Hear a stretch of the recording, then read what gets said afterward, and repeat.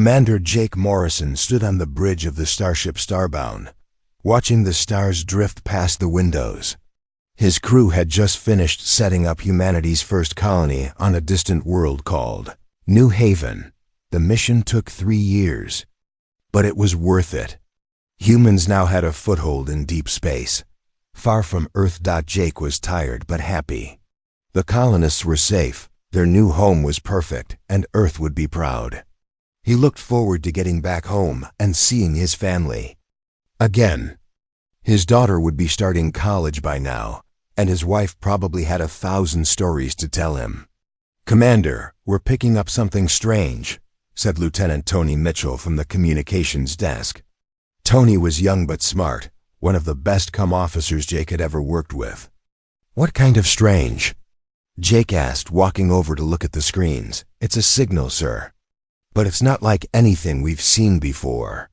The pattern is all wrong, and the frequency keeps changing." Jake frowned. They were in the middle of nowhere, light years from any known civilization. Earth had been looking for alien life for centuries, but they had never found anything more than simple microbes. Could it be natural? Maybe a pulsar or something? "No, sir," Tony said, shaking his head. "This is definitely artificial.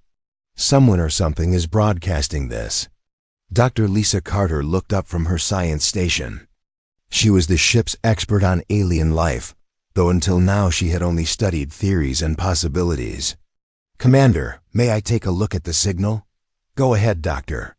Lisa worked at her console for several minutes, running the signal through different filters and analysis programs. The bridge was quiet except for the soft hum of the ship's engines and the beeping of computers.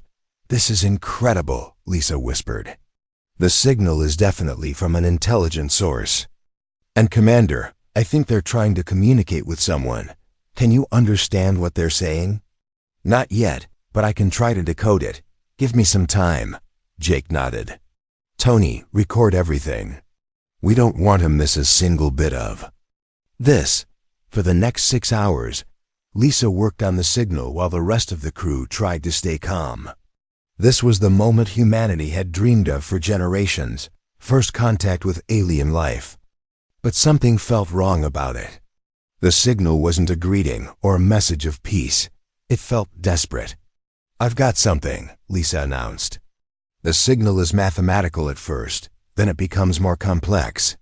I think they're trying to teach US their language. Any idea what they're saying?" Lisa's face went pale. "Commander, I think they're asking for help." Jake felt his stomach drop. "Help with what?" "I'm not sure yet. But the same words keep repeating over and over. And there are images too, very faint, but I can make them out." The bridge screen flickered and a blurry image appeared. It showed what looked like crystal formations, but they were arranged in patterns that looked like buildings. In the background, something dark and frightening moved between the crystal structures. "My God," whispered Captain Amy Rodriguez, who had been watching quietly from her command chair. "Are those cities?" "I think so," Lisa said. "And I think someone is destroying them." The signal suddenly became stronger and clearer. A voice came through the speakers, not human, but definitely intelligent. It spoke in a language they couldn't understand, but the tone was unmistakable. Fear, desperation, pleading. "They're begging," Lisa said softly. "I can't understand the words, but they're begging someone to help them." Jake made a decision that would change everything. "Amy, set course for the source of that signal." "Sir, that's not part of our mission. We're supposed to return to Earth with our report about New Haven. The mission just changed. We might be looking at the most important moment in human history. If there's a chance we can help someone out there, we have to try." Amy hesitated. "It could be dangerous, Jake. We don't know what we're flying into." "I know. But what if it was us sending that signal? What if Earth was under attack and we were calling for help? Wouldn't we want someone to answer?" The bridge was quiet for a moment. Then Amy nodded. "Course set for the signal source. It'll take us 2 days to get there." Over the next 48 hours, Lisa worked around the clock to decode more of the alien language. What she learned made everyone on the ship afraid. The aliens called themselves the Cathara. They were peaceful people who lived in crystal cities and had never hurt anyone. But something called the Vorthic Empire was hunting them.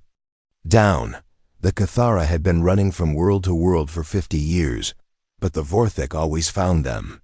They're not just at war, Lisa explained to the senior officers. The Cathara are being wiped out. The Vorthic don't want to conquer them or make them slaves. They want to kill every last one of them.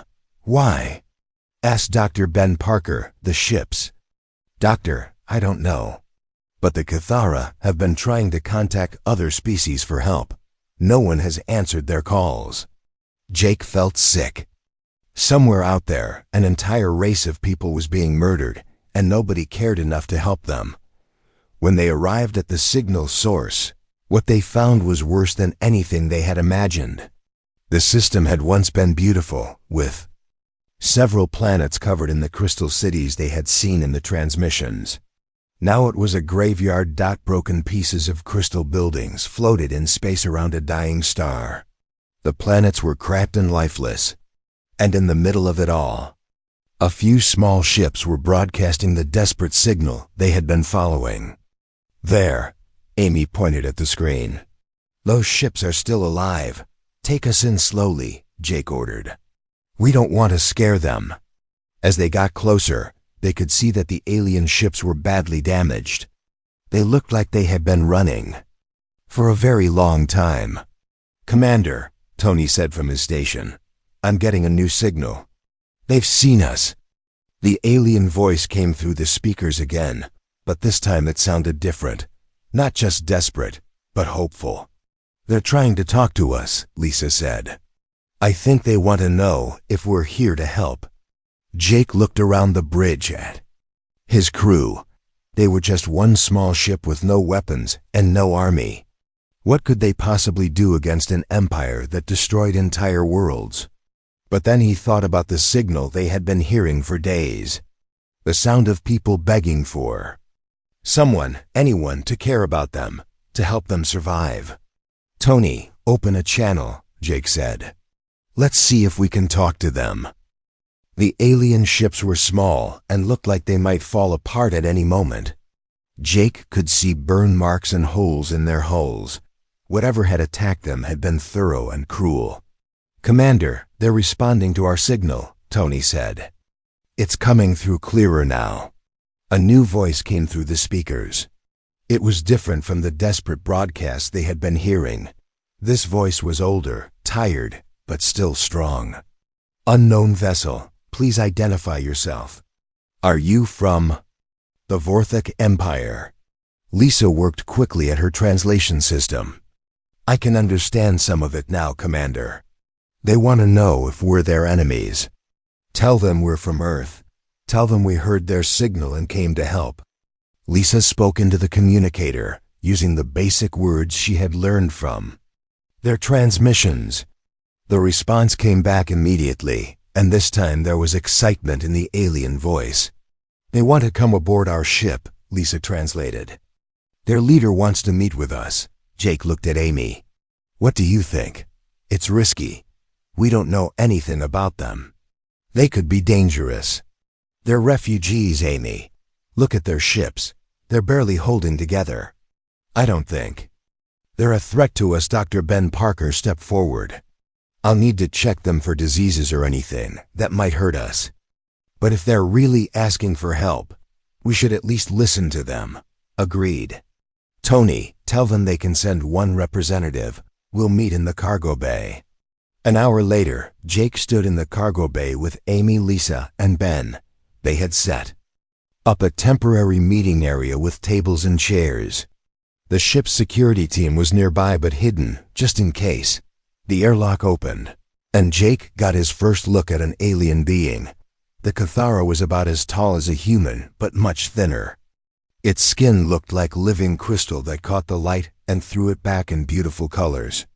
It had 4 arms and moved with a grace that seemed almost magical. But what struck Jake most was the creature's eyes. They were large and deep blue, and they held so much sadness that it made his heart ache. "I am HFY," the alien said through a small device it carried. "I speak for what remains of my people. I'm Commander Jake Morrison. This is Captain Amy Rodriguez, Dr. Lisa Carter, and Dr. Ben Parker. We're from a planet called Earth." HFY made a gesture that might have been a bow. "Earth, we have never heard of this world. Are you a powerful species? Do you have great armies?" Jake hesitated. Compared to what they had seen of the destruction here, humanity was very small. "We're not a large civilization. We only have one world and a few colonies. But we heard your signal, and we came to help." "Help," HFY repeated the word like it was something precious. It has been so long since anyone offered help. Most species run when they hear about the Vorthek. Others simply ignore our calls. "Tell us what happened here," Amy said gently. HFY was quiet for a moment, and Jake could see the alien was remembering painful things. This was Cathera Prime, our homeworld. We lived here for thousands of years in peace. Our cities were beautiful, our people were happy. We studied the stars and created art and music. The alien's voice became harder. Then the Vorthek came. They did not want to trade with us or learn about us. They wanted to kill us all." "Why?" Lisa asked. "What did you do to them?" "Nothing. We had never even heard of them before they attacked. But that is what the Vorthek do. They find a species, and they destroy it completely. Not just kill the people, but wipe out every trace that they ever existed." Ben leaned forward. "How many of you escaped?" "From this world? Perhaps 50,000. From our entire species?" HFY paused. "Maybe 2 million, scattered across a dozen worlds. We once numbered in the billions." The humans were silent. Jake tried to imagine Earth with only 2 million. People left alive, running and hiding from an enemy that wanted to kill them all. "The Vorthek are not like you," HFY continued. "They are insects, but intelligent. They work together like a hive, but they are cruel in ways that most minds cannot understand. They do not just kill quickly. They make their victims suffer first." "What do you mean?" Amy asked, though Jake could see she was afraid to hear the answer. HFY activated a device, and images appeared in the air above the table. Jake wished he had never seen them.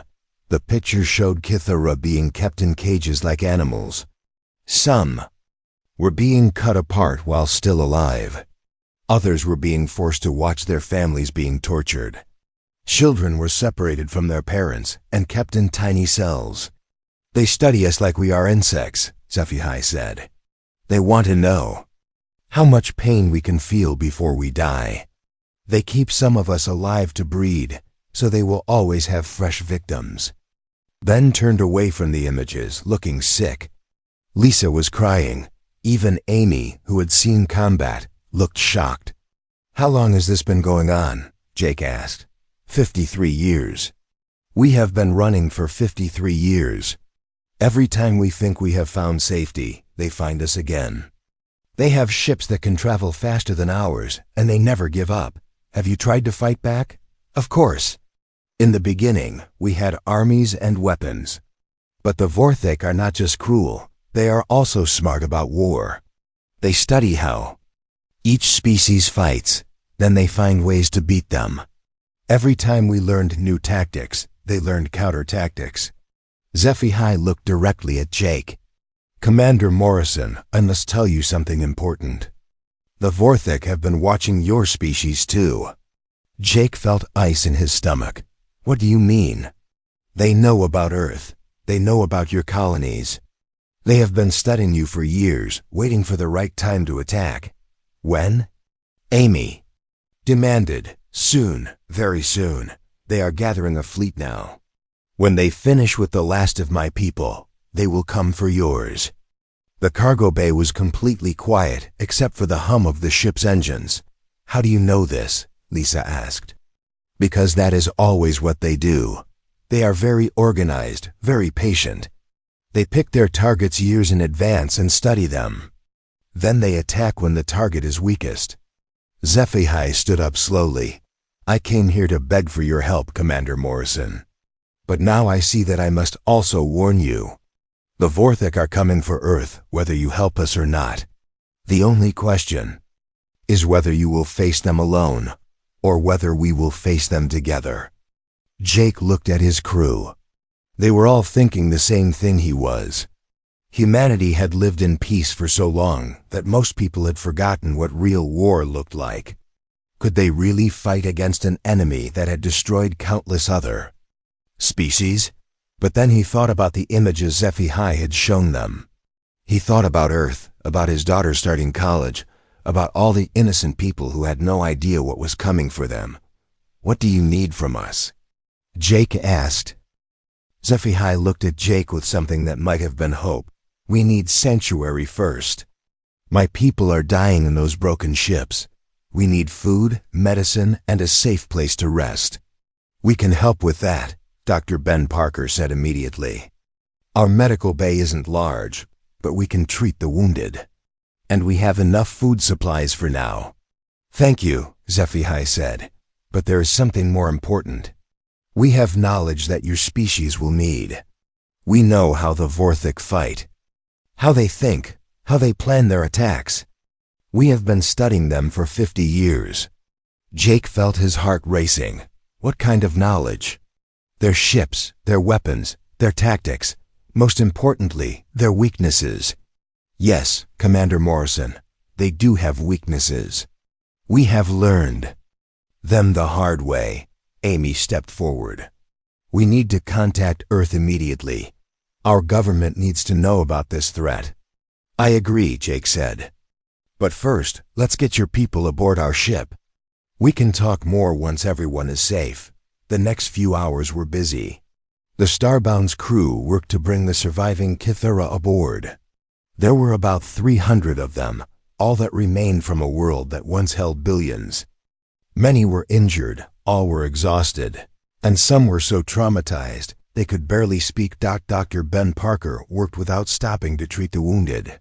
Some of the injuries were recent, but others were old scars from Vorthik torture. Ben had seen combat wounds before, but nothing like this. These people had been hurt in ways designed to cause maximum pain. They're monsters, Ben told Jake quietly. What they did to these people, it's not just war, it's deliberate cruelty. Meanwhile, Tony Mitchell sent an urgent message to Earth. The signal would take weeks to reach home, but it contained everything they had learned about the Vorthik threat. Jake hoped the government would take it seriously. Dr. Lisa Carter spent hours talking with HFY and the other Kithara survivors. What she learned made her blood run cold. Jake, you need to hear this, she said, calling him to her workspace. The Vorthik aren't just random killers, they have a system. What kind of system? They pick a species and study it for years. They learn everything about their technology, their culture, their military. Then they attack in the most devastating way possible. HFY joined them, moving slowly because of his injuries. The Vorthik believe that fear is a weapon. They do not just want to win battles. They want other species to be so afraid that they surrender without fighting. Has that worked? Jake asked. Yes, many times.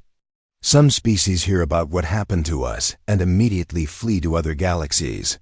Others offer to serve the Vorthik as slaves if they promise not to hurt them. But it didn't work on you. No, we are too stubborn to give up. But we are also too weak to win. HFY paused. That is why we need humans. Lisa pulled up data on her screen.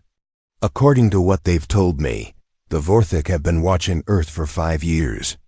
They know about our technology, our military, even our population centers. What's their plan for attacking us? The same as always. They will start by destroying our space defenses and our ability to communicate between worlds. Then they will land armies on Earth and our colonies at the same time. Jake felt sick thinking about it. How long do we have? 3 months, maybe. 4, HFY said. They are gathering ships from across their empire. When they attack Earth, it will be with overwhelming force. We have to warn everyone, Amy said. Not just Earth, but all our colonies. The message is already sent, Tony called from his station. But Commander, we're getting a response from Earth Command. They want to speak with you directly. Jake walked to the communication station. Admiral Rick Hayes appeared on the screen. His face serious. Jake, I've read your report. Is this real? Yes, sir.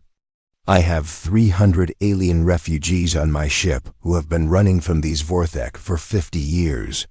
They have proof of everything. Jesus Christ, do you know what you're telling me? We're talking about war with an alien empire that has conquered thousands of worlds. I know how it sounds, Admiral. But you need to see what I've seen. These Vorthek aren't just another enemy. They're something else entirely. Admiral Hayes was quiet for a moment. I need to brief the President and the Joint Chiefs immediately. Jake, I want you to bring those aliens to Earth as fast as possible. We need to hear their story firsthand. Sir, what about the colonies? They need to be warned. We're sending alerts to every human settlement right now. But Jake, I have to ask you something. Do you really think we can fight these things? You said they've conquered thousands of species. Jake looked around the bridge at his crew, then at HFY, who was listening to every word. Admiral, I've seen what they do to their prisoners.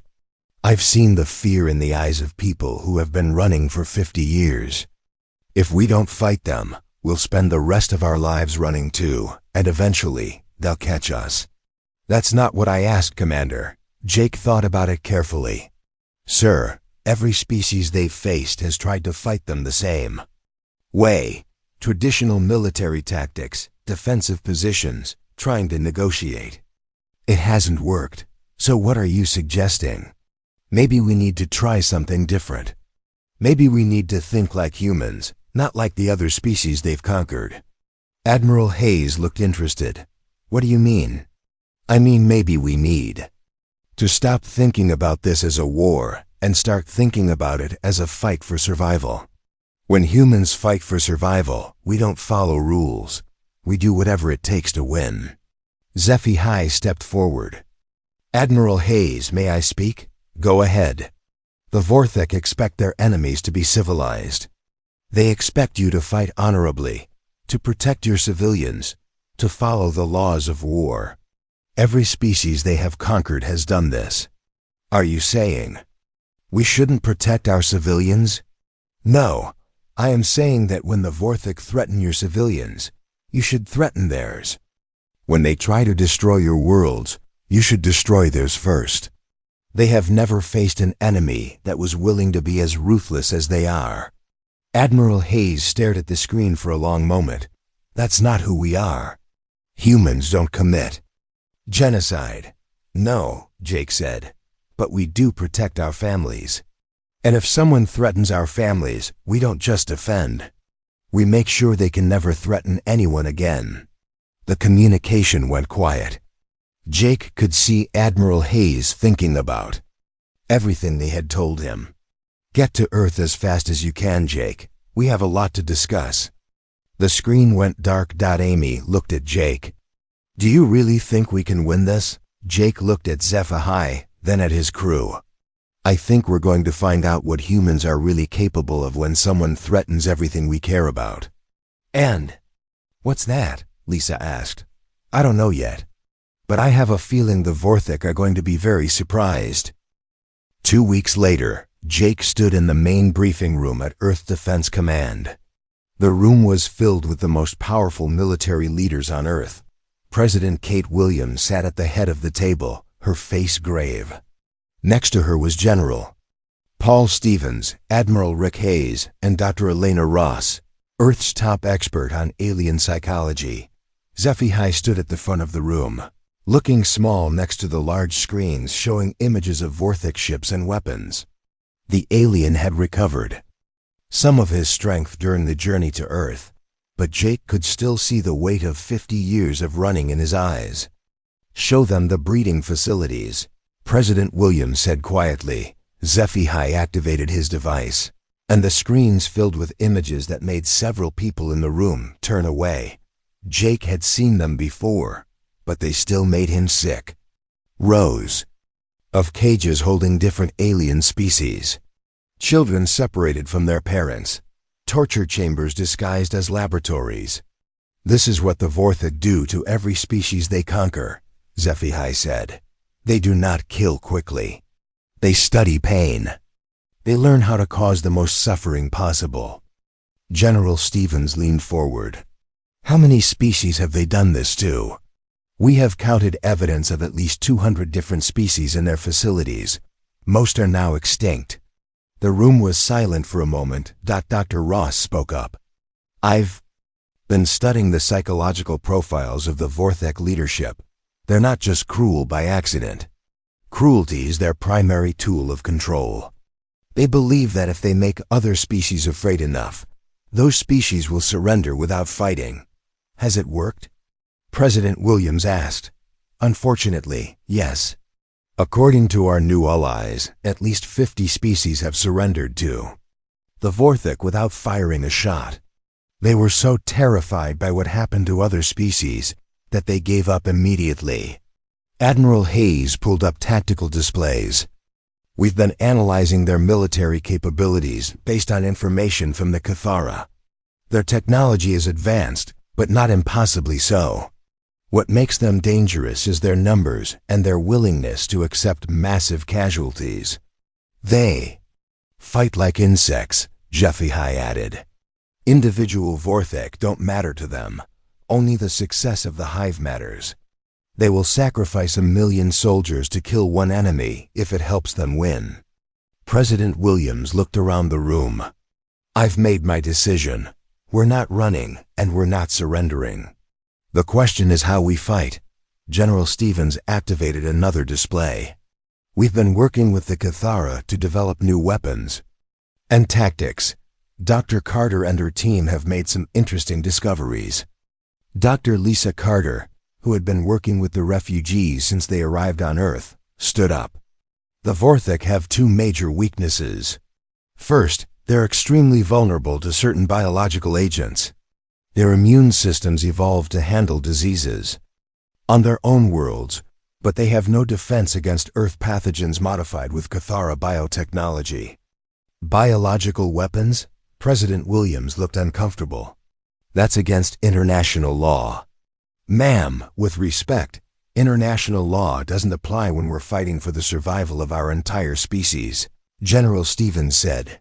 "These things want to torture our children." "I think we can bend some rules," Dr. Carter continued.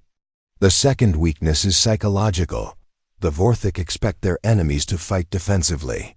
Every species they've conquered has tried to protect their homeworlds and wait for the enemy to come to them." "What are you suggesting?" Admiral Hayes asked. "We don't wait for them to attack Earth. We take the fight to them first." The room erupted in discussion. Several officials protested that humanity didn't have the ships or weapons to attack an interstellar empire. Jake stood up. "If I may, sir, I've been thinking about this for weeks. The Vorthik are expecting us to behave like every other species they've fought. They're expecting us to be afraid." "Aren't we afraid?" someone asked. "Of course we are. But humans have something that other species apparently don't.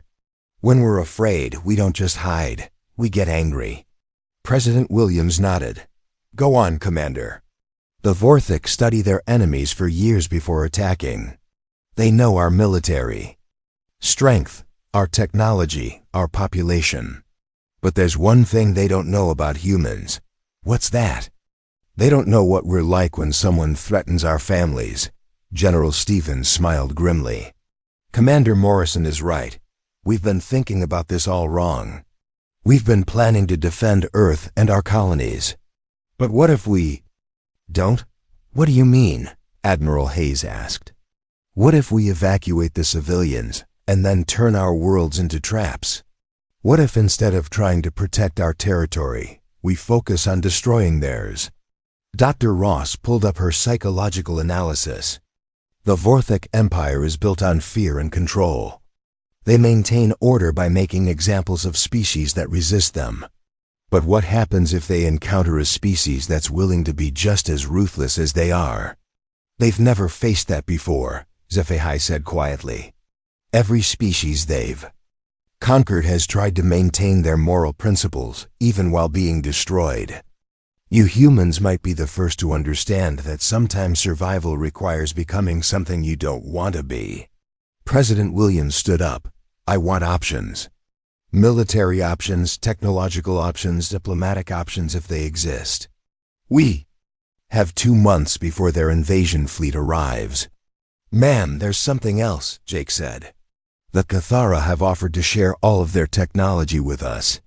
Medical advances, energy systems, faster-than-light communication. Everything they've developed over thousands of years. In exchange for what? HFY answered. In exchange for the chance to fight beside you. My people have been running for 50 years. We are tired of running. If you will have us, we want to help you destroy the Vorthic forever. You want revenge, Admiral Hayes observed. Yes, but more than that. We want to make sure this never happens to anyone else. The Vorthic must be stopped, not just defeated. President Williams looked around the room at her advisors and military leaders. Ladies and gentlemen, we're about to make a decision that will define humanity's place in the galaxy. Are we going to be victims, or are we going to be protectors? General Stevens stood up. Ma'am, I recommend we prepare for total war. Not just defense of Earth, but complete destruction of the Vorthic Empire. That's genocide, someone protested. No. Dr. Ross said firmly, genocide is what the Vorthic do. They kill innocent civilians for pleasure. What we're talking about is eliminating a threat to every living species in the galaxy. President Williams was quiet for a long moment. Then she looked directly at Jake. Commander, you've spent more time with these refugees than anyone. What do you think we should do? Jake thought about everything he had seen. The broken crystal cities. The images of torture chambers.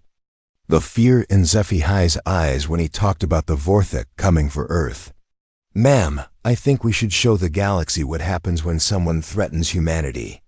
Not just so we can survive, but so that no other species ever has to send out desperate signals begging for help. And how do we do that? We don't just beat the Vorthic. We make sure everyone in the galaxy knows that Earth protects the innocent. And we make sure everyone knows what happens to those who hurt the innocent. President Williams nodded slowly. Then it's decided. We're going to war. Not just to save ourselves, but to save everyone else the Vorthic might hurt in the future. She looked around the room. God help us all, because we're about to find out what humanity is really capable of. The meeting ended, but Jake knew this was just the beginning. In 2 months, the Vorthic would arrive expecting to find a frightened species ready to surrender. Instead, they would find something they had never encountered before. They would find humans who had decided to fight back. 2 months had passed since the War Council, and Earth had become something nobody recognized. Every factory was building weapons. Every scientist was working on new ways to fight. Every human settlement had been turned into either a fortress or a trap. Commander Jake Morrison stood on the bridge of the new warship Vengeance, watching the edge of the solar system through the main screen. Around him floated the largest fleet humanity had ever assembled. But these weren't just human ships anymore. Using Cathara technology, they had been transformed into something deadly. Contact, called out Lieutenant Tony Mitchell from his station. Multiple ships dropping out of faster-than-light travel. It's them, Commander. Jake felt his heart pound, but his voice was steady. How many? Over 3,000 ships, sir. Just like HFY predicted, the Vorthic invasion fleet was massive. Their ships were dark and angular, like flying weapons designed only to kill. At the center was a ship so large, it looked like a Small moon. That would be the command vessel of the Vorthik Queen Commander. They're sending a message, Tony reported. Let's hear it. The voice that came through the speakers was cold and inhuman. It spoke in perfect English, which meant the Vorthik had been studying humanity for a long time. Species of Earth, you will surrender immediately. Resistance will only increase your suffering. Prepare to be processed. Captain Amy Rodriguez, now commanding her own ship in the fleet, opened a channel to all human and Cathara vessels. All ships, remember the plan. We don't fight like the other species did. We fight like humans. Jake opened a channel back to the Vorthik. This is Commander Jake Morrison of the Earth Defense Force. We have a message for you too. Speak. We know what you did to the Cathara. We know what you did to the other species. We've seen your torture chambers and your breeding facilities. And now you are afraid. Good. Surrender, and some of you may live as slaves. Jake smiled, but it wasn't a friendly smile. You misunderstand. We're not afraid. We're angry. Before the Vorthik could respond, Jake gave the signal. Across the solar system, hidden weapons platforms activated. These weren't traditional military installations. They were traps, built into asteroids and hidden behind planets. The first wave of biological weapons hit the Vorthik fleet like an ankowenfo. Invisible storm. Dr. Lisa Carter and her team had worked for 2 months to create diseases that would specifically target Vorthik biology. The alien ships began to drift as their crews died horrible deaths, but the Vorthik adapted quickly. Their remaining ships spread out and began firing on Earth's positions. The battle was massive and brutal. Second wave, Jake ordered. Captain Tony Mitchell, now commanding his own destroyer, led a group of fast attack ships directly into the Vorthik formation. But instead of trying to fight ship-to-ship battles, they did something the Vorthik had never seen before. They rammed their ships directly into Vorthik vessels, using human crews as guided missiles. Sir, we're getting reports from the other fronts, Amy called out. General Stevens has begun the attack on their homeworld. While the Vorthik were focused on Earth, human fleets had appeared simultaneously at dozens of Vorthik worlds. But they weren't trying to conquer these worlds. They were destroying them completely. General Paul Stevens stood in the command center of the battleship Retribution as it orbited the Vorthik homeworld. Around the planet, human ships were systematically destroying every city, every military base, every sign of Vorthik civilization. Sir, we're receiving surrender signals from the surface, his aide reported. Ignore them, Stevens said coldly. They showed no mercy to the species they conquered. We'll show them the same consideration. Dr. Ben Parker, now serving as a military advisor, watched the destruction with mixed feelings. General, are we becoming like them? No, Doctor, they killed for pleasure. We're killing to save everyone else in the galaxy. Back at Earth, the battle was turning. The Vorthik Queen Commander's massive ship was moving toward the planet, intending to land invasion forces, but Jake had expected this. HFY, are you ready? He asked. The Cathara elder, now serving as Jake's advisor, nodded. My people have waited 50 years for this moment. Hidden on Earth's moon was a weapon that combined human engineering with Cathara crystal technology. It was designed to do one thing: completely destroy the Queen Commander's ship. The weapon fired, and a beam of pure energy cut through space. The Vorthik command ship, which had seemed invincible, simply disappeared. With their Queen Commander dead, the Vorthik fleet began to panic. For the first time in their history, they were the ones who were afraid. They're trying to retreat, Tony reported. Don't let them, Jake ordered. Every ship that escapes will tell other Vorthik worlds what happened here. We need to send a different message.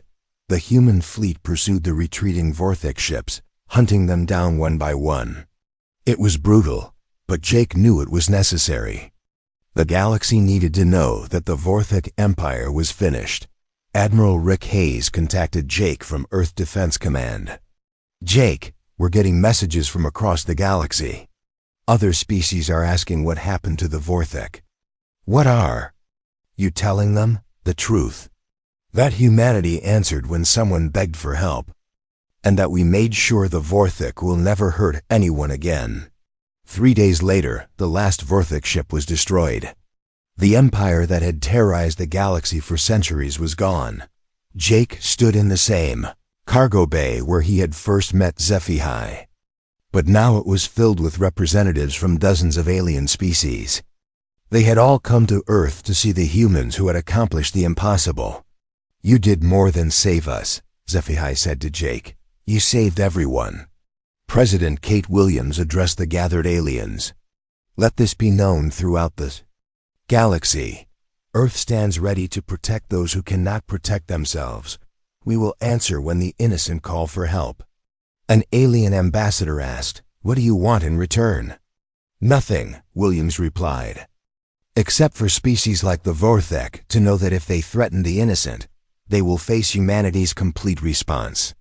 Dr. Elena Ross, who had studied the psychological impact of the war, approached Jake. "Do you think we did the right thing?" Jake looked out at the stars, thinking about all the species that would now live free from fear. "The Cathara begged for help, and we answered. Not with half measures or negotiations, but with everything we had. And now the galaxy knows that Earth keeps its promises. We promised to help, and we did. We promised to stop the Vorthek, and we did." HFY joined them at the window. "Commander Morrison, what will humans do now that the war is over?" Jake smiled. "We'll go back to exploring, learning, building new worlds, but we'll also be watching.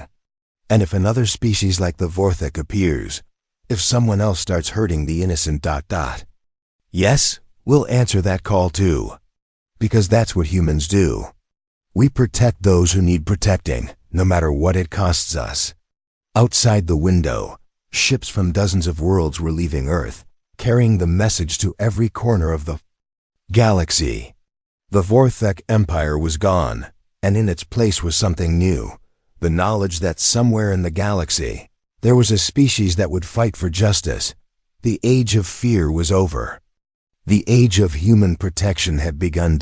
As Jake watched the ships disappear into hyperspace, he thought about a simple truth. Sometimes, the greatest act of mercy is the complete destruction of those who show no mercy to others. Humanity had learned that lesson, and the galaxy was safer for it.